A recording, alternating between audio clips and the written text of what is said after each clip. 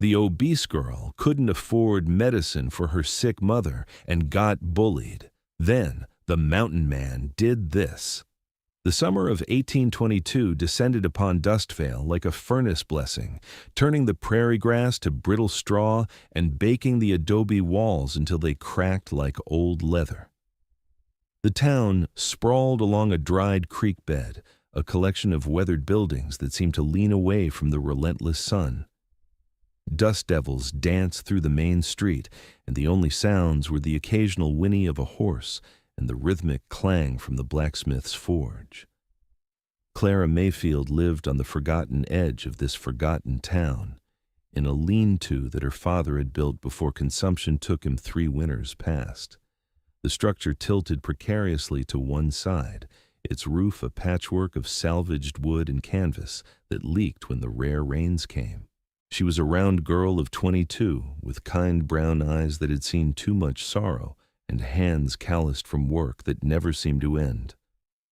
Her mother, Sarah Mayfield, lay on a straw mattress in the corner of their single room, her breathing shallow and labored. The fever had come on suddenly 2 weeks ago, and now the older woman barely had strength to lift her head. Clara had tried every home remedy she knew, willow bark tea, cold compresses, prayer, but nothing stemmed the relentless tide of the illness. On this particular morning, Clara counted the coins in her leather pouch for the 100th time, hoping somehow the number would change. 7 copper pennies clinked dully against each other. She needed 57 cents for the fever medicine that Dr. Wendell's apothecary stocked, the kind imported from back east that actually worked. "I'll be back soon, Mama," Clara whispered, tucking the thin blanket around her mother's shoulders despite the heat. Sarah's eyes fluttered open briefly, recognition flickering before exhaustion pulled them closed again. Clara stepped into the blazing sunlight, her worn dress clinging to her in the heat. The walk to town took 20 minutes, and by the time she reached the main street, sweat plastered her hair to her forehead. She kept her eyes down, knowing what would come. "Hey, look who's come to town," a voice rang out from the porch of the saloon. "It's the Mayfield girl. Better clear the boardwalk before she breaks it." Laughter erupted from the group of young men lounging there. Clara recognized them. Tommy Brennan, who worked at his father's grain store, Jake Hollis, the deputy sheriff's son, and Marcus Webb, whose family owned half the buildings in Dustvale. "I heard she ate a whole pig at the church social last month," Tommy called out, slapping his knee. Clara's cheeks burned, but she kept walking. She had learned long ago that responding only made it worse. The apothecary stood 3 buildings down, its painted sign faded but still legible. The bell above the door chimed as she entered, and the sudden shade was a relief. Dr. Wendell stood behind the counter, a thin man with wire spectacles and perpetually ink-stained fingers. He looked up from his ledger, his expression neutral. "Miss Mayfield," he said, his tone neither warm nor cold. "Dr. Wendell." Clara approached the counter, her heart hammering. "I need the fever medicine, the one you told me about last week." "Ah, yes. For your mother." He turned to the shelves behind him, scanning the rows of brown bottles. 57 cents. Clara's hands shook as she opened her pouch and poured the contents onto the wooden counter. The 7 pennies rolled and scattered, their metallic pings echoing in the quiet shop like accusations of poverty. Dr. Wendell stared at the coins, then at Clara. "This is 7 cents. "I know." Clara's voice came out barely above a whisper. "I can get the rest. I just need a few more days. Please. My mother, she's getting worse. She needs it now." The doctor sighed, removing his spectacles to clean them on his vest. "Miss Mayfield, I sympathize with your situation. Truly, I do. But this is a business. I have suppliers to pay, rent on this building. I cannot simply give away merchandise." "I'm not asking you to give it away." Clara's voice cracked with desperation. "I'll pay you back. I can work. I can clean or cook or—" "In Dustvale," Dr. Wendell interrupted, his voice gentle but firm. "Nobody extends credit to—" He paused, choosing his words carefully. "To people without collateral." The door chimed again, and the 3 young men from the saloon porch tumbled in, bringing with them the smell of whiskey and cruel entertainment. "Well, well," Marcus Webb drawled, his eyes lighting up when he saw Clara's distress. "What's the matter, Clara? Can't afford your mama's medicine?" "This doesn't concern you," Clara said, her voice steadier than she felt. She began gathering the pennies with trembling fingers. "Everything in this town concerns me," Marcus said, stepping closer. His father, Harrison Webb, sat on the town council and held mortgages on half the properties in the county. "My father says your family owes back taxes on that shack you live in. Says it might be time to tear it down, clear the land for something useful." "We'll pay," Clara whispered, though she had no idea how. "Hey, Doc," Tommy Brennan called out, grinning. "How much for that medicine?" 57 cents, Dr. Wendell replied, clearly uncomfortable with the direction this was heading. 57 cents, Tommy whistled. "That's a lot of money. Tell you what, Clara, you want to earn it? We could use some entertainment. Maybe you could dance for us. Bet the whole town would pay to see that." The three young men burst into laughter. Clara felt tears burning behind her eyes, but she refused to let them fall. Not here, not in front of them. "Or," Jake Hollis added, "you could sell some of that extra weight you're carrying. Doc, you think there's a market for that? Whale oil's valuable, ain't it?" Clara swept the 7 pennies into her palm and turned toward the door, her vision blurring. She would find another way. She had to. The door exploded inward before she could reach it. The man who entered seemed to fill the entire doorway, not just with his physical presence, but with something else, an aura of danger that made the air feel suddenly charged. He stood well over 6 feet tall, with shoulders that had been built by years of hard labor in unforgiving country. A thick beard covered the lower half of his face, and his eyes, pale blue and cold as winter ice, swept the room in one assessing glance. He wore buckskin clothing that had seen hard use, stained, patched, but well-maintained. A knife hung from his belt, and another was strapped to his leg. His hands, Clara noticed, were scarred and massive, the hands of a man who had fought and survived in places where weakness meant death. The laughter died immediately. "Silas Boone," Marcus Webb breathed, taking an involuntary step backward. Clara had heard the name whispered in town, always with a mixture of fear and fascination. The mountain man of Northwind Ridge. A man who had disappeared into the wilderness years ago and emerged occasionally to trade furs, always alone, always silent. There were stories about a wife who had died, about men who had crossed him and were never seen again, about his ability to track anything across any terrain and his reputation for brutal efficiency when provoked. Silas Boone ignored the young men entirely. His gaze fixed on Clara, and she saw something unexpected in those cold eyes, recognition of suffering, as if he could see straight through to her desperation. He turned to Dr. Wendell. "The medicine she needs. How much?" "Mr. Boone," the doctor stammered, "I didn't expect to see you in town. The fever tonic is 57 cents. "Don't waste my time," Silas said quietly, but his voice carried the weight of a man who expected to be obeyed. "She needs it. I'm buying it." He reached into a leather pouch at his belt and produced not copper pennies but silver dollars, dropping them on the counter with solid clinks. "That's for the medicine, and for anything else she might need over the next month."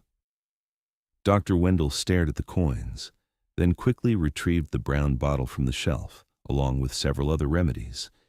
His hands shook slightly as he wrapped them in brown paper. "Mr.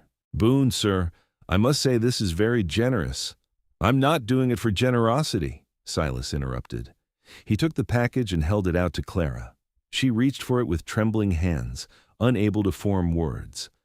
Tommy Brennan, emboldened by whiskey and stupidity, spoke up. "Well, ain't this something? The mountain man's buying gifts for fat girls now. What's next, Boone? You gonna marry her?" The temperature in the room seemed to drop 20 degrees. Silas turned slowly, and Tommy's smirk faltered. "You know what I did before I came to these mountains?" Silas asked conversationally, though his voice held no warmth. "I tracked men for the army. Bad men who did bad things. Men who thought they were clever, who thought they could hide or talk their way out of consequences. He took a single step toward Tommy, who pressed himself against the wall. I found every single one of them, Silas continued. And I'll tell you what I learned. The loud ones, the ones who laugh and make jokes at other people's expense, they're always the first ones to cry when they realize nobody's coming to save them. The silence stretched taut as a bowstring. Marcus Webb grabbed Tommy's arm. We were just leaving. No, Silas said softly. You were just apologizing. What? Marcus's voice cracked. You heard me? Apologize to the lady, all three of you, now. Jake Hollis, the deputy's son, tried to muster some authority. My father's the law in this town, and Your father, Silas interrupted, is a drunk who looks the other way when the Webb family wants something. Everyone knows it. Now apologize, or I'll make sure everyone in Dustvale knows exactly what kind of cowards you really are, in detail, with examples. The three young men stumbled over themselves with mumbled apologies, not meeting Clara's eyes. Silas waited until they finished, then jerked his head toward the door. They couldn't leave fast enough. When they were gone, Silas turned back to Clara. You need help getting home, she found her voice at last. I don't understand. Why would you do this? Because, Silas said, his eyes distant, a long time ago, someone in this town needed help, and nobody gave it, and she died because of it. He focused on Clara again. Where do you live? At the edge of town, the old lean-to past the Tanners. I know the place. He moved toward the door, then paused. Come on. That medicine won't do any good in a bottle. Clara led the way through the back streets of Dustvale, acutely aware of the massive man following her. Curtains twitched in windows as they passed. By nightfall, the whole town would be buzzing with speculation. The lean-to looked even more pathetic with Silas Boone standing in front of it. He studied the structure with the practiced eye of someone who had built many shelters in harsh conditions. This won't last another winter, he said flatly. It's what we have, Clara replied, defensive despite her gratitude. Inside, the single room was stifling. Sarah Mayfield lay motionless on her mattress, her breathing rapid and shallow. Clara knelt beside her mother, gently shaking her shoulder. Mama, I have the medicine. Silas moved through the space with surprising grace for his size, his eyes cataloging everything. The empty shelves, the cold fire pit, the threadbare blankets. Without asking permission, he began building a fire in the stone circle, his movements efficient and practiced. Clara mixed the medicine with water from their bucket, supporting her mother's head as she coaxed her to drink. Sarah's eyes opened briefly, confused and feverish, before closing again. She needs broth, Silas said, producing a small package from inside his coat. Dried elk. I'll make it. You don't have to. I know I don't have to. He hung his pot over the growing flames. But I'm going to anyway. As the water heated and the medicine began its work, Clara sat back on her heels, watching the strange man move around her home as if he belonged there. Why? She asked again. Why are you helping us? Silas was silent for a long moment, adding the meat and some herbs to the pot. When he finally spoke, his voice was rough, as if the words cost him something. I had a wife once. Her name was Catherine. We came to Dustvale 8 years ago, thinking we'd start a life here. Build something. He stirred the pot slowly. She got sick that first winter. Same kind of fever your mother has. Clara's breath caught. I was up in the mountains trapping. Thought I'd make enough money to buy us a real house, give her the life she deserved. I came back early, feeling like something was wrong. His jaw clenched. Found her in a room not much better than this one. She'd gone to Dr. Wendell. He'd told her the medicine was too expensive, that she should have her husband come pay for it. But you were gone, Clara whispered. I was gone. And the good people of Dustvale? Silas's laugh held no humor. They knew where I was, could have sent word, could have given her the medicine and let me pay when I returned, but they didn't. Said she wasn't worth the risk, said she was just some trapper's wife, Nobody important. He turned to face Clara, and she saw the old grief in his eyes, still raw despite the years. I buried her on Northwind Ridge, where the aspens grow, and I swore two things that day. First, that I'd never let this town forget what they did. Second, that if I ever saw someone in the position she was in, I wouldn't walk away like they did. Tears streamed down Clara's face. "I'm so sorry." "Don't be sorry. Just keep your mother alive, that's all I ask." They sat in silence as the broth cooked, the only sounds the crackling fire and Sarah's labored breathing. Gradually, the medicine began to work. Her breathing eased, becoming deeper and more regular. The crisis was passing, at least for now. "You should sleep," Silas said. "I'll watch her tonight." "I can't ask you to." "You're not asking. I'm offering." He settled himself against the wall, his eyes alert. "Besides, I don't sleep much anymore." Clara wanted to protest, but exhaustion overwhelmed her. She hadn't slept properly in days, had barely eaten. She lay down on her own thin mattress and was asleep within minutes. She woke to find dawnlight streaming through the gaps in the walls and Silas gone.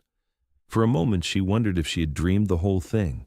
Then she saw her mother sitting up, weak but clear-eyed, sipping broth from the cup Clara had left by the fire.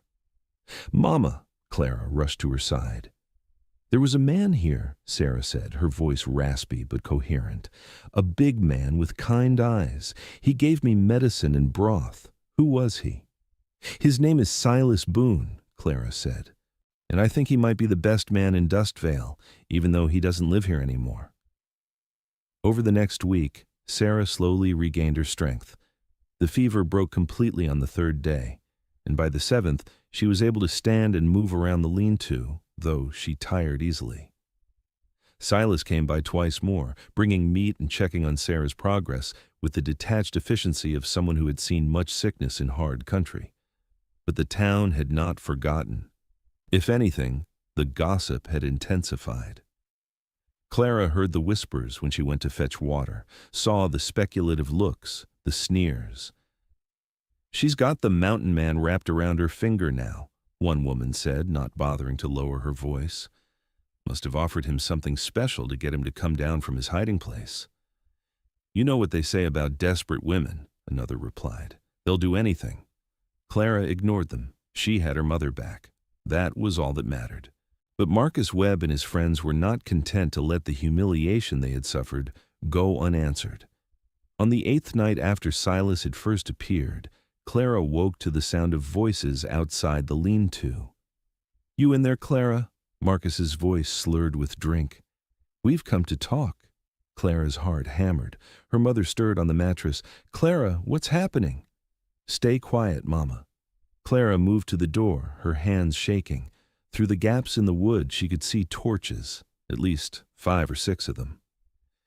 "We've been thinking," Tommy Brennan called out, "about you and your mountain man, about how he thinks he can just walk into our town and tell us what to do." "He's not here," Clara said, trying to keep her voice steady. "Leave us alone." "Oh, we know he's not here," Jake Hollis said. "We made sure of it. Saw him head up into the foothills this morning. Won't be back for days." The door rattled as someone pushed against it. Clara braced her weight against it, but she was one person against several men. "Here's what we think," Marcus continued. "We think your ma should have died. Would have been natural. Would have cleared that debt to the town. But you had to go and cry to some outsider. Had to make us look bad in our own town. So we're going to fix things," Tommy added. "Going to burn down this shack, collect what your family owes in ashes." Terror flooded through Clara. "There's a sick woman in here. You can't..." "Can't what?" Marcus laughed. "Who's going to stop us, your fat ass? The town drunk's deputy son is with us. The doctor won't say anything. He knows where his bread is buttered. And your mountain man is nowhere around." The door splintered under a heavy boot. Clara stumbled backward as it burst inward. 6 men crowded into the small space, torches held high. Sarah screamed. "Well, well," Marcus said, grinning. "Look at you two, like rats in a..." He didn't finish the sentence. Something huge and dark dropped from the roof, landing in the center of the group with the impact of a falling boulder. Silas Boone rose to his full height in the flickering torchlight, and the expression on his face was something from nightmares. "You," he said, his voice barely above a whisper, "made a mistake." He moved with a speed that seemed impossible for a man his size. His fist caught Marcus in the stomach, doubling him over. Tommy swung a torch at his head, but Silas caught his wrist and twisted. There was a crack like breaking wood, and Tommy's scream echoed into the night. Jake Hollis pulled a knife, but Silas disarmed him with a movement too fast to follow, sending the blade spinning into the darkness. Two other men rushed him together, and Silas grabbed them both by their collars, lifting them off their feet and throwing them bodily out the door. The fight was over in less than a minute. 6 men lay groaning in the dirt outside the lean-to, their torches extinguished. Silas stood in the doorway, breathing hard, his eyes still burning with cold fury. "I told you what would happen if you touched her," he said to the broken men at his feet. "I told you I would make the earth swallow you." He turned to Marcus, who was trying to crawl away. Silas planted a boot on his back, pinning him to the ground. "Your father thinks he runs this town," Silas said. "But I know things about Harrison Webb, about the people whose land he's stolen, whose mortgages he's manipulated, about the books he keeps hidden. You think the territorial governor would be interested in those details?" Marcus's face went pale, even in the darkness. "Here's what's going to happen," Silas continued. "You're going to forgive the Mayfield family's debts. All of them. You're going to tell your father that this lean-to and the land it sits on is now Clara's, free and clear. And you're going to make sure nobody in this town bothers her or her mother ever again." My father will never." "Your father," Silas interrupted, "will do exactly what I say, or I'll ride to the territorial capital and show them evidence that will have him in prison by winter. And then I'll come back for you." He lifted his boot, and Marcus scrambled away, followed by his companions limping and cursing into the night. Silas turned back to the lean-to, where Clara stood frozen in the doorway, her mother clutching her arm.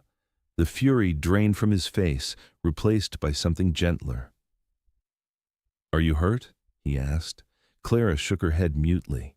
Then, before she could think better of it, she rushed forward and threw her arms around him.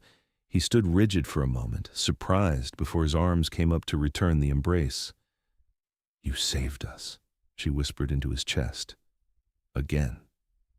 "I told you," he said quietly. "I won't let what happened to Catherine happen to anyone else." Sarah's voice came from the doorway, weak but clear. "Young man, you should stay for breakfast. You should. It's the least we can offer." Winter arrived early that year, sweeping down from the mountains with howling winds and stinging snow. But the lean-to was gone, replaced by a small but solid cabin that Silas had built with his own hands, with Clara helping where she could. The Webb family had, indeed, signed over the land rights, and word had spread through town that the Mayfield women were now under the protection of the mountain man of North Wind Ridge. Nobody bothered them anymore. Silas stayed longer than anyone expected. He came down from his mountain home every few days, bringing meat and firewood, checking on Sarah's recovery, and teaching Clara skills she had never imagined needing. How to shoot, how to track, how to read the weather in the shape of the clouds. "Why are you teaching me all this?" she asked one afternoon as they practiced with his rifle, setting up targets behind the new cabin. "Because," he said, adjusting her stance, "you should never have to depend entirely on someone else, not even me." Sarah watched from the doorway of their cabin, wrapped in a quilt, a knowing smile on her face. She had recovered her strength over the weeks, and with it, her sharp observations. "That man looks at you differently than other men do," she told Clara one evening. "Not like you're something to laugh at, like you're something precious." "Mama, don't," Clara protested, but her cheeks flushed. "He's just being kind, keeping a promise to his wife's memory." "Is he?" Sarah's eyes twinkled. "I saw how he looked at you when you didn't notice. That's not the look of a man fulfilling an obligation, daughter. That's the look of a man who's found something he thought he'd lost forever." Clara didn't know what to say to that. The truth was, she had developed feelings for Silas that terrified her. He was everything she had never imagined could be hers, strong, capable, honorable, and he treated her with a respect she had never received from anyone except her parents. But surely he couldn't feel the same way. She was just the poor, fat girl he had saved out of guilt and memory. The truth came out on a cold night in late November. Sarah had gone to bed early, and Clara and Silas sat by the fire, mending harnesses in comfortable silence. Outside, the first major snow of the season fell in thick, silent curtains.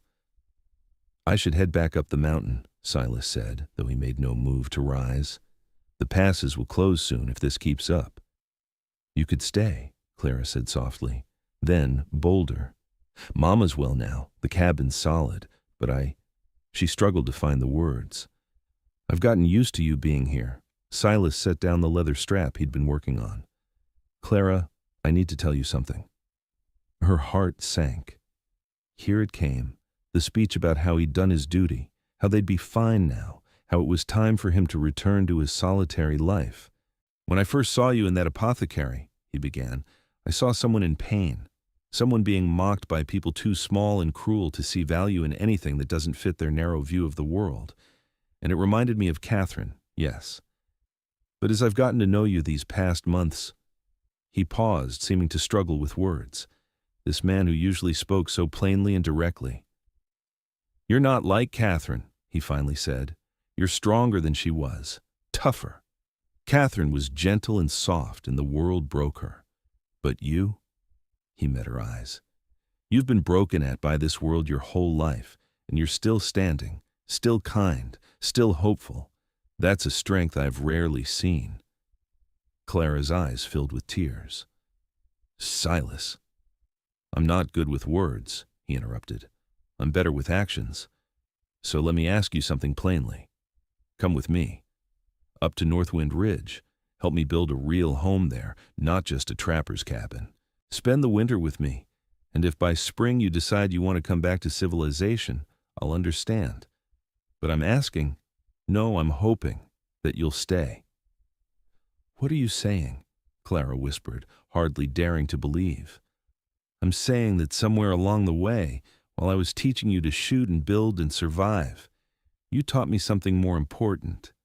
You taught me that my heart wasn't as dead as I thought it was. That maybe Catherine wouldn't want me to spend the rest of my life alone in the mountains, punishing myself."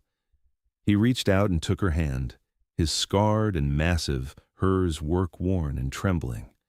"I'm saying I want you in my life, Clara Mayfield, not as someone I saved, as my partner, my equal, if you'll have me." Clara's tears flowed freely now. "The first time I saw you, I thought you were the scariest man I'd ever met. The second time, I thought you were the kindest. Now?" She squeezed his hand. "Now I think you might be the bravest. Because it takes courage to admit you care about someone, especially someone the world tells you isn't worth caring about." "The world," Silas said firmly, "is full of fools." She laughed through her tears. Yes, I'll come with you. I'll help you build a home, and I'll stay as long as you'll have me, which I hope is a very long time." He pulled her close, and she rested her head against his chest, listening to the steady beat of his heart. Outside, the snow continued to fall, but inside, the fire burned warm and bright. Spring came late to Northwind Ridge, but when it finally arrived, it transformed the mountain into something magnificent. Aspens burst into brilliant green, wildflowers carpeted the meadows, and the sound of rushing water from melting snow filled the air. Clara stood on the porch of the cabin she and Silas had built, a real cabin, solid and weather-tight, with 2 rooms and a stone fireplace and windows that caught the morning light. Sarah had come to visit twice over the winter, staying in the second room they had built specifically for her, and each time she left with the satisfied smile of a woman who knew her daughter had found happiness. "Clara!" Silas's voice called from the tree line. She turned to see him emerge from the forest carrying a string of rabbits. "Thought we'd have stew tonight, with those vegetables you've been growing." She smiled at the pride in his voice when he mentioned her garden. She'd cleared and planted a plot near the cabin, and the results had exceeded both their expectations. "I'll start it now," she said, "but first come here. I want to show you something." He dropped the rabbits on the cleaning table and joined her on the porch, following her gaze to the valley below. The view was breathtaking, miles of forest stretching to distant peaks, with not another human habitation in sight. "Remember what you told me that first night?" she asked. "When I asked why you helped us?" "I remember. You said you saw someone in pain, someone broken." She turned to face him, taking both his hands. "Do you still see that when you look at me?"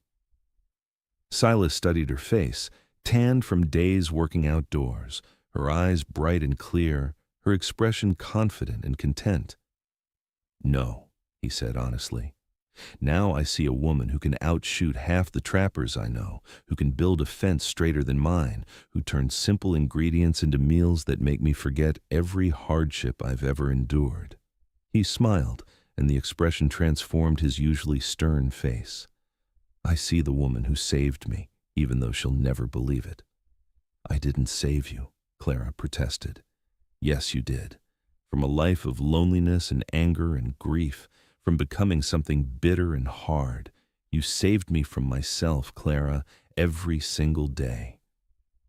She felt tears threatening again, happy tears this time. "When I was in Dustvale, I used to dream about being someone else. Someone thinner, prettier, someone the town would accept. Now?" She gestured at the mountain, the forest, their home. "Now I wouldn't trade places with anyone in the world. This life, with you, it's more than I ever imagined I could have." "You know what I learned from you?" Silas asked, pulling her close. "That strength doesn't look like what people think it does. It's not just muscle and violence and survival. Sometimes it's getting up every day when the world tells you you're not worth the space you occupy. It's staying kind when cruelty would be easier. It's choosing to trust again after you've been betrayed." He kissed her forehead gently.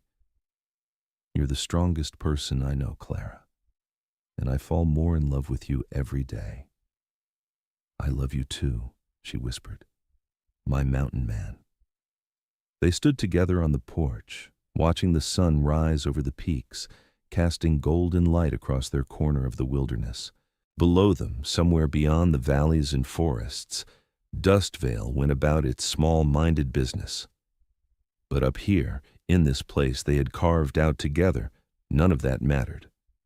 Clara had learned that worth wasn't determined by appearance or wealth or the opinions of small people in small towns. It was measured in kindness given and received, in promises kept, in the courage to build something beautiful out of pain. And she and Silas had built something beautiful indeed. As winter had faded into spring, she had sometimes thought about the girl she had been, desperate, mocked, believing herself unworthy of love or respect. That girl felt like someone from another lifetime now. The woman she had become was forged in hardship, but tempered in love, strong in ways that had nothing to do with the mirror and everything to do with the heart. "What are you thinking?" Silas asked, his arm around her shoulders. "I'm thinking," Clara replied, "that sometimes the worst moments of our lives lead us to the best ones. If I hadn't needed that medicine, if those boys hadn't mocked me, if you hadn't walked through that door—" She trailed off, marveling at the chain of events that had brought them here. "Then we both would have stayed broken," Silas finished, "instead of healing each other." The sun climbed higher, warming the mountain air. Somewhere in the forest, an elk bugled. The creek sang its endless song. And Clara Mayfield, no longer the poor, mocked girl from the edge of Dustvale, but a woman who had found her place and her purpose, smiled at the man beside her and knew that she was, finally and completely, home. "You're too fat to sit here." They pushed the obese girl off the bench until the mountain man arrived. The summer of 1823 had scorched the town of Dust Creek into submission. Heat shimmered off the dirt roads like waves on an invisible ocean, and the wooden planks of the storefronts groaned under the relentless sun.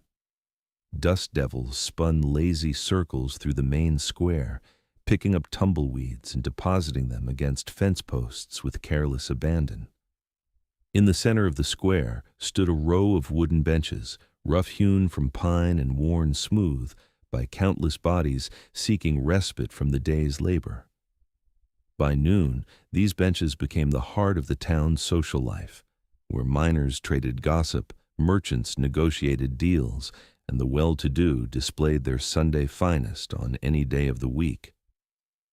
Mary Lou Thompson approached the square with a wicker basket balanced carefully in her arms. At 23 years old, she carried the weight of more than just her father's hopes. Her rounded figure had made her the subject of cruel whispers since childhood. The daughter of Samuel Thompson, the town's blacksmith who'd fallen ill 3 winters past, Mary Lou had learned to make herself useful in ways that didn't require beauty. Her gift was baking, and the basket she carried held 24 cookies, each one golden brown and fragrant with cinnamon. She'd risen before dawn to bake them, using the last of their flour and the honey she'd been saving for her father's cough medicine. The miners at the Lucky Strike claim had mentioned they'd pay well for home-baked goods, and Mary Lou needed every penny she could scrape together. Her father's condition was worsening, and Doc Halloway had made it clear that without proper medicine, Samuel wouldn't see another winter. The square was crowded when she arrived. Mary Lou spotted an empty space on the center bench and made her way toward it, keeping her eyes lowered as she always did. She'd learned long ago that making herself small, in presence if not in body, was the safest way to navigate the world.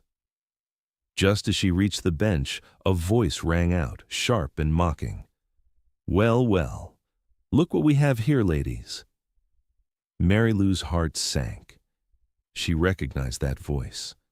Margaret Sullivan, the banker's wife, sat at one end of the bench with her entourage of silk-clad followers. Their dresses were imported from St. Louis, their hair arranged in elaborate coils that must have taken hours to achieve.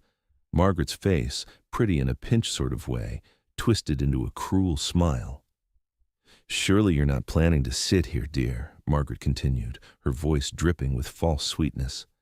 "This bench is for decent folk." "I just need to rest for a moment," Mary Lou said quietly, her grip tightening on the basket handle. "Rest?" One of Margaret's companions, a red-haired woman named Claudia, let out a shrill laugh. "Darling, this bench couldn't support you if it tried. It's made of wood, not iron." The women erupted in laughter. Other townsfolk nearby turned to watch, their faces showing varying degrees of amusement and discomfort. No one stepped forward to defend her. Mary Lou felt her cheeks burning. She should leave. She should walk away with whatever dignity she could salvage. But her feet ached from standing at the oven all morning, and the basket was heavy, and she was so very tired of running. "Please," she said, her voice barely above a whisper. "I'll only be a moment." "Did you hear that?" Margaret stood up, smoothing her skirts with exaggerated care. "The pig is begging now. How pathetic." A drunk miner stumbled forward from the crowd that had gathered. His face was flushed, his eyes glassy. "Maybe she thinks she's people," he slurred, and the crowd laughed harder. Before Mary Lou could react, the miner shoved her shoulder, not hard enough to truly hurt, but enough to send her off balance. Her feet tangled in her skirts and she fell, the basket flying from her hands. Cookies scattered across the dusty ground, crumbling on impact. The laughter crescendoed. Mary Lou knelt in the dirt, her hands trembling as she tried to gather the ruined cookies. Tears blurred her vision, but she refused to let them fall. She wouldn't give these people the satisfaction of seeing her cry. Through the ringing in her ears, she heard Father Morrison's distinctive cough. The priest stood not 10 feet away, his Bible clutched to his chest. For a moment, their eyes met, and Mary Lou saw something flicker in his expression, shame, perhaps, or pity. Then he turned away, joining the flow of people heading toward the church. No one would help her. She was alone, as she had always been alone. The cookies were beyond saving, covered in dirt and broken into pieces. 3 months of careful saving, a morning's hard work, Her father's last hope for medicine, all of it ruined. Mary Lou felt something crack inside her chest, a dam breaking that she'd spent years building. Then, cutting through the laughter like a blade through silk, a voice spoke. "Enough." The word was quiet, but it carried. The laughter died as if strangled. Mary Lou looked up, squinting against the sun. A man stood at the edge of the square, backlit by the afternoon glare. He was tall, broad-shouldered, dressed in buckskin that had seen better days. A rifle hung from a strap across his back, and a knife the length of a man's forearm hung at his belt. His face was weathered, scarred, with eyes the color of winter ice. Jonas Hale, the mountain man. Dust Creek had its share of legends, but few were as persistent as the stories about Jonas Hale. 12 years ago, he'd been a fixture in the town, a young man with a ready smile and a new wife, working as a tracker and scout for the wagon trains heading west. Then came the raid. No one knew exactly what had happened. The official story was that bandits had attacked his homestead while Jonas was away hunting. By the time he returned, his wife Catherine and their infant daughter were dead. The unofficial story, whispered in saloons late at night, claimed Jonas had tracked the killers into the mountains and brought back their scalps one by one. What everyone agreed on was that after burying his family, Jonas had walked into the timber range and hadn't been seen in town for more than a decade. Trappers sometimes spotted him in the high country, living like a ghost among the peaks. Some said he'd gone mad with grief. Others claimed he'd become something more animal than man. Now he stood in the square, and despite the heat, Mary Lou felt a chill run down her spine. Jonas walked forward with measured steps. The crowd parted before him like water before the prow of a ship. He stopped in front of the drunk miner who'd pushed Mary Lou. "Apologize," Jonas said. The miner tried to laugh, but it came out as more of a wheeze. "Now listen here, Hale. We were just having a bit of fun. No harm meant—" Jonas moved faster than Mary Lou would have thought possible for a man his size. One moment he was standing still. The next, his hand was wrapped around the miner's collar, lifting him onto his toes. "Apologize," Jonas repeated, his voice flat and cold, "or I'll throw you in the horse trough and hold you under until you remember your manners." "I'm sorry," the miner squeaked. "I'm sorry, all right?" Jonas released him, and the man stumbled backward, nearly falling in his haste to escape. The mountain man turned his attention to Margaret Sullivan and her companions. "And you ladies," he said, his tone making the word sound like an insult. "Is this how Christian women behave? Mocking someone for trying to earn an honest living?" Margaret's face had gone pale, but she lifted her chin defiantly. "This is none of your concern, Mr. Hale. Perhaps if you spent more time in civilization, you'd understand." "I understand plenty," Jonas interrupted. "I understand that true weakness isn't in the body, it's in the soul. And yours, ma'am, is the ugliest thing I've seen in these mountains, and I've seen grizzlies feasting on rotted elk." A collective gasp rippled through the crowd. No one spoke to Margaret Sullivan that way. Her husband controlled half the money in Dust Creek. But Jonas had already dismissed her, turning instead to Mary Lou. He crouched down, his movements careful, and began gathering the scattered cookies, placing them gently back in the basket. When he'd collected them all, he stood and offered the basket to her. "These look good," he said, his voice softer now. "Real good. My Catherine used to make cookies like these." Mary Lou stared at him, her throat tight. "They're ruined now. The dirt brushes off." Jonas met her eyes, and she saw something there she hadn't expected. Understanding. "It's the making that matters. Anyone can see you put love into these." I'm sorry you had to see that." The words tumbled out before she could stop them. "Don't apologize." Jonas glanced back at the silent crowd, and several people suddenly found reasons to be elsewhere. "They're the ones who should be ashamed." He offered his hand. Mary Lou hesitated, then took it. His palm was calloused, hard as tree bark, but his grip was gentle as he helped her to her feet. "Where were you headed?" he asked. "The Lucky Strike claim. The miners said they'd buy baked goods." Jonas nodded. I'll walk with you. Make sure nobody else decides to be funny.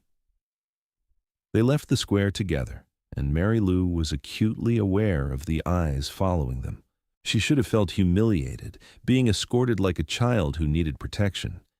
Instead, for the first time in years, she felt something close to safe. The walk to the Lucky Strike claim took them past the edge of town, where the buildings gave way to scrubland and the road became little more than a rutted path. Jonas didn't speak much, but his silence was comfortable rather than oppressive. Mary Lou found herself stealing glances at him. Up close, she could see the details that distance had hidden. The scar that ran from his collarbone to his jaw, a pale line against sun-darkened skin, the silver threading through his dark hair at the temples, the way his eyes constantly scanned their surroundings, alert to dangers she couldn't perceive. "Why did you help me?" she asked finally. Jonas was quiet for so long she thought he might not answer. Then, "Because I know what it's like to be alone in a crowd, to have people look at you and see something less than human. But you're strong, dangerous even." "Doesn't matter. After Catherine died, people looked at me like I was a wounded animal, something to pity or fear, but never to approach as an equal." He paused, adjusting the rifle on his back. "They made up stories about me. Some were true. Most weren't. But none of them knew what it felt like to be me, to wake up every morning and remember that the people you loved most are gone."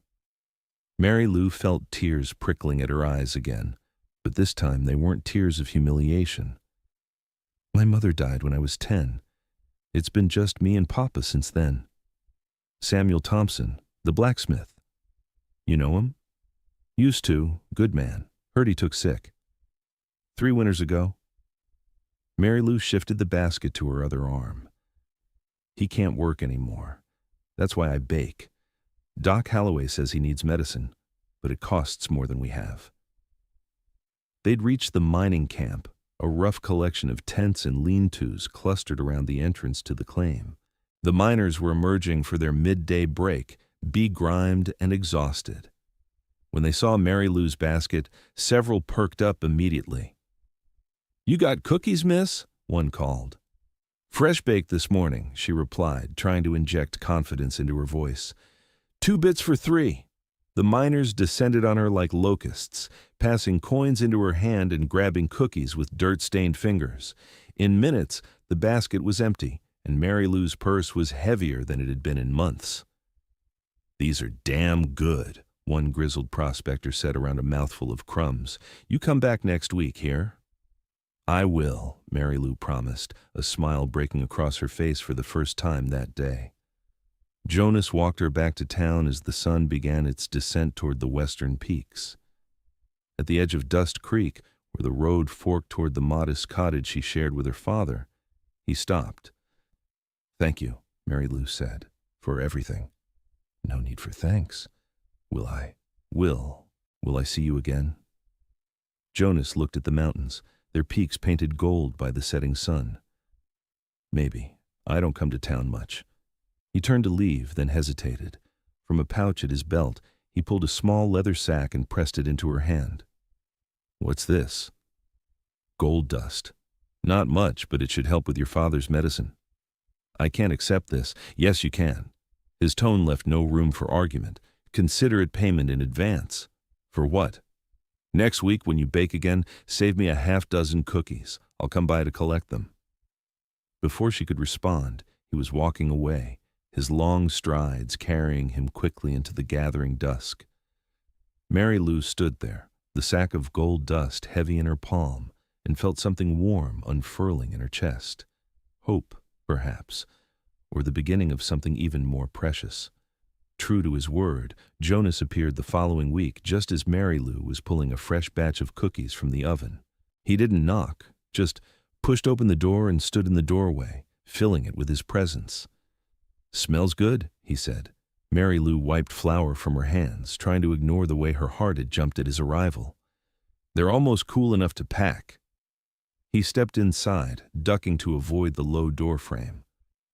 The cottage was small, one main room that served as kitchen and living space, with two smaller rooms branching off for sleeping.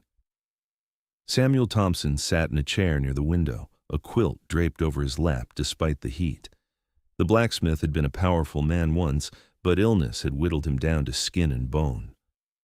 "Jonas Hale," Samuel wheezed, his eyes lighting up. "Heard you were back." "Just visiting, Sam." Jonas crossed to the older man, clasping his hand gently. "How are you holding up?" "Can't complain. Well, I could, but my Mary Lou would just scold me for it." They chatted while Mary Lou packed cookies into a tin, her hands working automatically as she listened to her father's voice grow stronger with each exchange. She hadn't seen him this animated in weeks. When Jonas left, he placed coins on the table, far more than the cookies were worth. After that, his visits became a pattern. Every week, sometimes twice a week, he'd appear at their door. Sometimes he brought game he'd hunted, venison, rabbit, once an elk that provided meat for a month. Other times, he brought nothing but his presence, sitting with Samuel and swapping stories about the mountains while Mary Lou baked. The townsfolk noticed, of course. Dust Creek was too small for secrets. The gossip flowed like water, speculation about what the mountain man wanted with the Thompson girl. Margaret Sullivan made pointed comments about desperate women and savage men. But Mary Lou found she didn't care. For the first time in her life, she had a friend. And slowly, carefully, that friendship deepened into something more. It started with small things. The way Jonas's expression softened when he looked at her. The manner in which his hand would linger when passing her something. The night he arrived during a rainstorm, soaked to the bone, and she'd insisted he stay rather than ride back to the mountains in the dark. He'd slept by the fire, and Mary Lou had lain awake in her room, hyper-aware of his presence mere feet away. In the morning, she'd found him already awake, watching the sunrise through the window with an expression of such profound loneliness that it made her chest ache. Summer faded into autumn, and Samuel's condition stabilized with proper medicine. The old blacksmith watched his daughter and Jonas with knowing eyes, but said nothing, only smiled when he thought they weren't looking. Then came the night that changed everything. It was late October, and the first cold snap had arrived with vindictive fury. Mary Lou was preparing supper when she heard shouting from the direction of town. Through the window, she could see an orange glow flickering against the darkening sky. Fire! She grabbed her shawl and ran toward town, her father's weak protests following her. The saloon was ablaze, flames leaping from the windows and licking at the roof. A crowd had gathered, forming a bucket brigade from the well, but the fire was spreading faster than they could contain it. "There are people inside!" someone shouted. "The back room! They're trapped!" Mary Lou didn't think. She grabbed a bucket, dumped it over her head, and pushed toward the building. "Are you mad?" Margaret Sullivan grabbed her arm. "You'll be killed!"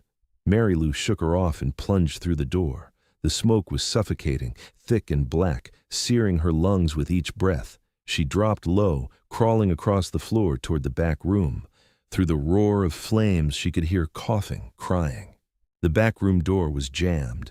Mary Lou threw her weight against it once, twice, 3 times.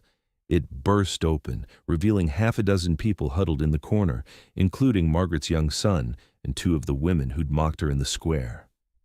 "Come on!" Mary Lou grabbed the boy, pulling him toward the exit. The others followed, stumbling and blind from smoke. She made 2 trips, then 3. Her lungs were screaming, her vision swimming. On her 4th entry, searching for anyone she might have missed, a beam gave way above her. The world exploded into pain and darkness. When consciousness returned, she was lying in mud, rain pouring down on her face. The fire was out, drowned by a sudden storm. Someone was carrying her. No, not someone. Jonas. His face was pale, his jaw set in a grim line. "Stay with me," he said, his voice rough. "Mary Lou, stay with me." "Everyone," she managed to croak. "Everyone's out. Everyone's safe." He adjusted his grip, holding her closer. "You foolish, brave woman. You could have died. They needed help. They treated you like dirt. They're still people. She coughed, tasting copper. Everyone deserves. Her eyes slid closed. Mary Lou woke to the sound of rain pattering against a canvas roof. She was lying on something soft, a bedroll, she realized, in a tent that smelled of pine and wood smoke. Every part of her body ached, but especially her left side, where the beam had struck her. Easy. Jonas's voice came from her right. He was sitting on a folding stool, whittling something with his knife. Don't try to move yet. Doc says you've got bruised ribs and a mild concussion. Where am I? My camp. Couldn't take you back to town. Your cottage got flooded when the storm hit. Half of Dust Creek is underwater. Memory returned in fragments. The fire, the rescue, the beam falling. Papa. Safe. He's staying with the minister. I'll take you to him once you're strong enough to ride. Mary Lou tried to sit up and immediately regretted it. Jonas was at her side in an instant, supporting her back, adjusting pillows he'd fashioned from spare clothing. Take it slow, he murmured. You scared 10 years off my life. How long was I unconscious? 2 days. She stared at him. He looked haggard, dark circles under his eyes, his jaw shadowed with stubble. Have you slept? Some. Liar. A ghost of a smile touched his lips. Maybe a little. They sat in comfortable silence, listening to the rain. Finally, Mary Lou said, The people I pulled out. Margaret's son. They're fine, all of them. Jonas set down his whittling. A bird she saw, wings spread in flight. The whole town's talking about what you did, calling you a hero. I'm not a hero, I couldn't let them die. That's exactly what makes you a hero. He took her hand, his thumb tracing circles on her palm. You have the kindest heart of anyone I've ever known. You see the good in people, even when they don't deserve it. You see it too. That's why you helped me that day in the square. No. Jonas met her eyes, and the intensity in his gaze made her breath catch. I helped you because when I looked at you, I saw someone worth knowing. Someone strong and brave and beautiful. Mary Lou's throat tightened. Jonas, let me finish. He squeezed her hand gently. After Catherine died, I thought that part of my life was over. I'd loved and lost, and the pain of losing was too great to ever risk again. So I hid in the mountains, told myself I was better off alone. He paused, searching for words. Then I saw you fall in that square, saw you picking up those broken cookies with your hands shaking, and something in me broke open, or maybe healed. I'm not sure which, but I knew I couldn't walk away. Why are you telling me this? Mary Lou whispered. Because you almost died, and I realized I'd never told you how I felt. Never said the words out loud. He lifted her hand to his lips, pressing a gentle kiss to her knuckles. I love you, Mary Lou Thompson. I love your kindness and your strength. I love the way you hum while you bake, and the way you take care of your father without complaint. I love that you risked your life for people who treated you poorly because it was the right thing to do. Tears spilled down Mary Lou's cheeks. I'm not beautiful. You're beautiful to me. You've been beautiful to me since the first moment I saw you. His voice was fierce now. And anyone who says different is a fool. She pulled him closer, ignoring the protests from her ribs, and kissed him. It was gentle, tentative, perfect. When they parted, they were both smiling. I love you too, she said. I think I have for a while now. Jonas rested his forehead against hers. When you're healed, when the town is rebuilt, will you marry me? Yes, she said without hesitation. Yes, 1,000 times yes. Outside, the rain began to gentle, and through the tent's opening, Mary Lou could see a break in the clouds, a shaft of golden sunlight breaking through. The flood had devastated Dust Creek, but it had also washed away more than just buildings. In the weeks that followed, as the townspeople worked together to rebuild, old grudges and petty cruelties seemed to dissolve in the shared struggle. Margaret Sullivan was among the first to approach Mary Lou once she'd recovered enough to return to town. The banker's wife stood on the steps of the temporary shelter where the Thompsons were staying, her usual haughtiness replaced by something resembling humility. "Miss Thompson," she said stiffly, "I owe you an apology. Several, actually. Mrs. Sullivan, please let me speak." Margaret twisted her hands together. "You saved my son's life. You saved several lives, including people who treated you abominably. I was chief among them, and I'm ashamed." Then Mary Lou studied the other woman's face, seeing genuine remorse there. "We all make mistakes, Mrs. Sullivan. Some bigger than others." Margaret pulled an envelope from her reticule. "My husband and I have established a fund to help rebuild homes lost in the flood. We'd like your father to be among the first recipients." The envelope contained a bank draft for an amount that made Mary Lou's eyes widen. "This is too much. It's not nearly enough to repay what we owe you." Margaret's voice cracked slightly.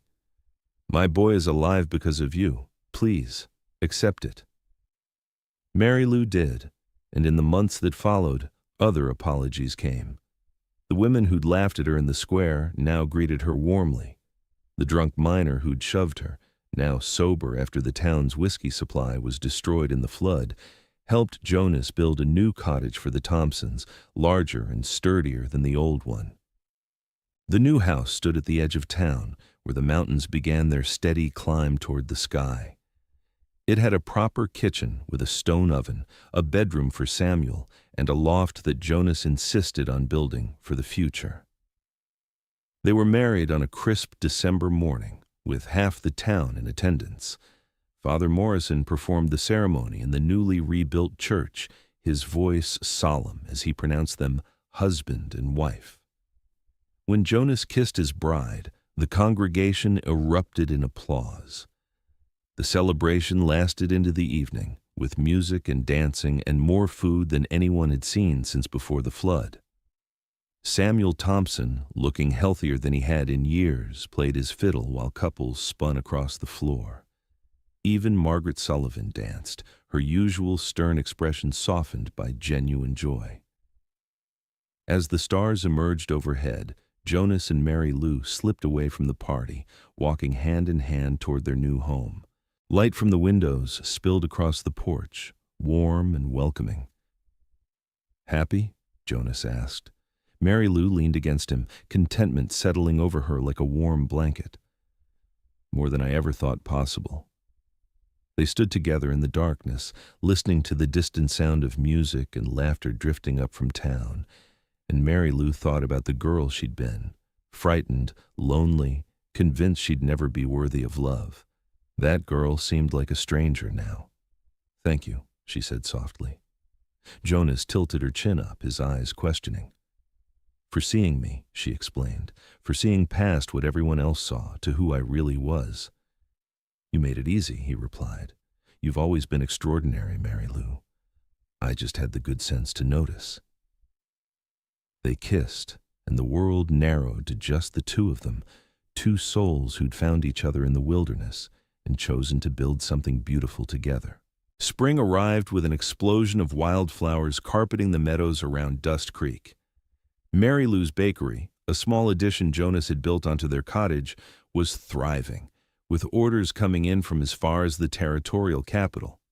She'd hired 2 local girls to help with the work, teaching them her recipes and the careful art of measuring ingredients by feel as much as by weight. Samuel Thompson, his health restored by proper medicine and his daughter's happiness, had returned to work part-time at the forge. He trained a young apprentice, passing on skills he'd spent a lifetime perfecting. Jonas continued to guide hunting parties into the mountains, but now he always returned home at night, unwilling to spend more time away from his wife than necessary. The townsfolk who'd once feared him now sought his advice on everything from tracking game to surviving the harsh mountain winters. In June, Mary Lou discovered she was pregnant. She'd suspected for weeks but had waited to be certain before telling Jonas. When she finally shared the news over supper one evening, he'd gone absolutely still, his fork frozen halfway to his mouth. A baby? He'd repeated, his voice barely above a whisper. Yes. He'd set down his fork carefully, then rounded the table to pull her into his arms, holding her as if she were made of glass. When he pulled back, his eyes were wet. I never thought I'd have this again, he said, after losing Catherine and Sarah. I thought that chapter of my life was closed forever. Are you happy? Happy doesn't begin to cover it. He placed his hand gently on her belly, wonder transforming his scarred face. Terrified, too, but mostly happy. The pregnancy progressed smoothly through the summer. Mary Lou's body, which had carried her through so much hardship, proved well suited to the task of growing new life. She worked in the bakery until her 8th month, when Jonas finally convinced her to let her apprentices take over the bulk of the work. Their daughter was born on a snowy January evening, arriving with lusty cries that echoed through the cottage. Doc Halloway proclaimed her healthy and strong, with her father's dark hair and her mother's warm eyes. They named her Catherine Sarah, honoring the family Jonas had lost while celebrating the family he'd gained. Samuel held his granddaughter with tears streaming down his weathered face, whispering promises to teach her the trade once she was old enough to lift a hammer. In the weeks that followed, the cottage became a hub of activity. Neighbors stopped by with gifts and advice, many of them the same people who'd once mocked Mary Lou in the town square. She welcomed them all with grace, holding no grudges, modeling the forgiveness she'd learned was the only path to true peace. Little Catherine thrived, growing into a chubby, cheerful baby who smiled at everyone and everything. Jonas proved to be a devoted father, often found pacing the cottage at night with his daughter against his shoulder, humming old songs his own mother had taught him. You're good at this, Mary Lou told him one night, watching from their bed as he settled Catherine back in her cradle. I have practice, he admitted, returning to lie beside his wife. Sarah was colicky, spent many nights walking with her. Does it hurt, remembering? Sometimes. He pulled Mary Lou close, breathing in the scent of flower and honey that always clung to her hair. But it's a different kind of hurt now, not so sharp, more like looking at an old scar and remembering the wound, but knowing it's healed. I'm glad. Me too. He kissed her forehead. You healed me, Mary Lou. You and Catherine. You gave me a reason to come down from the mountains and live again. 2 years after Catherine's birth, a son arrived, Samuel Jonas, named for both his grandfathers. He was quieter than his sister, thoughtful even as an infant, with his mother's tendency to watch the world carefully before engaging with it. The cottage grew crowded with children's laughter and the organized chaos of family life. Jonas expanded the building again, adding bedrooms and a larger workshop for Mary Lou's now famous bakery. They hired more help, until the Thompson Bakery employed 12 people and supplied baked goods to 3 counties. Samuel Sr. lived to see his grandson's 5th birthday before passing peacefully in his sleep, content in the knowledge that his daughter was loved and his legacy secure.